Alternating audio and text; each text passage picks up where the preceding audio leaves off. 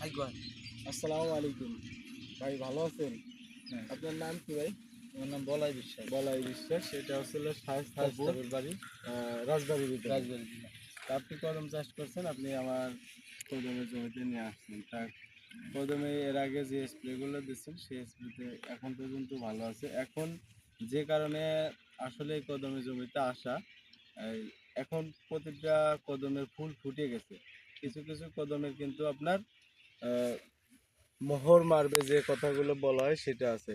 তো এখন মোহর মারার সময় দেখা যায় কি যে এই ডাঁটিগুলো শুকায় যায়। আপনার শুকায় যায় আপনার শুধু খালি এই দণ্ডটা দাঁড়ায় থাকে, উপরে ফুলগুলো আস্তে আস্তে ঝরে নষ্ট হয়ে যায়। তা আপনার হচ্ছে হলো চাওয়া পাওয়া যেটা, যাতে এই উপরে ফুলগুলো যাতে শুকায় না যায়, দণ্ডগুলো যাতে ভালো থাকে, দানাগুলো যাতে পরিপুষ্ট থাকে, তাই সেই পরামর্শটাই আপনি আমার কাছে চাইছেন।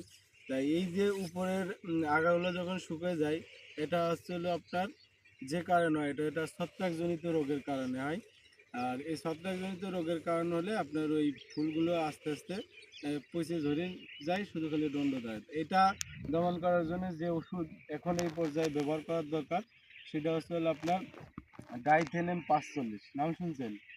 ডাইথেনেম 45 কয়েকদিন পরে যে আপনার ইনফিনিটো, এই ওষুধের সাথে অল্প অল্প লোনা রাখা, তাইলে আপনার এই ছত্রাকজনিত রোগটা হবে না এবং আপনার ফুলগুলো ঝরেও পড়বে না। এবং যদি আপনি এই দুইটা ডাইথেনেম 45-এর সাথে একটু লোনা রাখেন, আবার যদি ইনফিনিটোর সাথে যদি আপনার হালকা একটু ফলিকুল রাখেন, তাহলে কি হবে, এই গাছগুলোর যে দানাগুলো বেরোবে, এই দানাগুলো খুব সুন্দর চকচকে থাকবে এবং পরিপুষ্ট থাকবে, এবং আপনার ফলনের দিক থেকেও আপনি ভালো পাবেন, এবং আপনার প্রতিটা ফুলের কোনো ফুলেই আপনার পচন রোগ হবে না।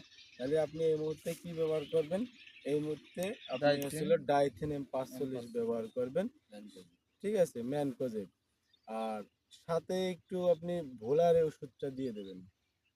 ডাইথেনেম 45 আর ভোলারে, ডাইথেনেম 45 দেবেন আপনি 40 গ্রাম, আর ভোলারে দেবেন 30 গ্রাম। বেশি মাত্রায় দেওয়ার দরকার নেই, আমি আপনার লিখে দেবো। তা আপনার কোনো চিন্তা করার দরকার নেই, তা আমি আচ্ছা লিখে ভাই, দিচ্ছি।